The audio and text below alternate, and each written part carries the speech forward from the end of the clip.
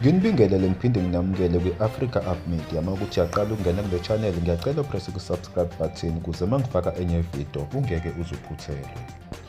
Sesenyukele kwaba yisishagalolunye isibalo sabashone engozini yomgwaqo eyenzeke emgwaqeni u-N2.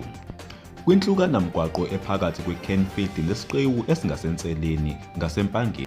Ngokwemibiko kuthiwa imoto yohlobo oluphakeme i-SUV ishayisane netekisi kwathi abayisishiyagalombili bashonela khona endaweni yesigameko.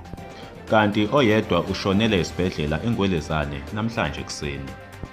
Phakathi kwalaba abashonile kuthiwa bayisithupha bangabesilisa kanti abathathu bangebesifazane ebese kuthi abanye basalashwa khona esibhedlela eNgwelezane.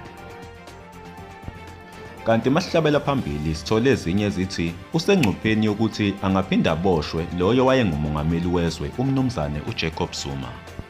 UZuma angase aboshelwe icala lokuhamba ngaphandle kwemvume kasihlalo wekhomishini ephenya izinsolo zokulawulwa kombuso, ijaji uRaymond Zondo, ngesikhathi evele phambi kwayo ngonyaka odlule, kanti namanje lelo cala lisaphenywa ngoRebe.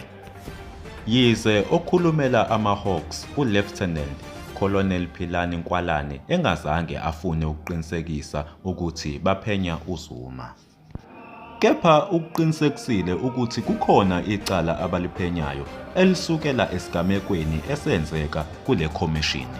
Bafethu ngiyayivala ivideo namhlanje. Mawukuthi ubuqala ukungena kule channel ngiyacela upress ku-subscribe button. Msale kahle.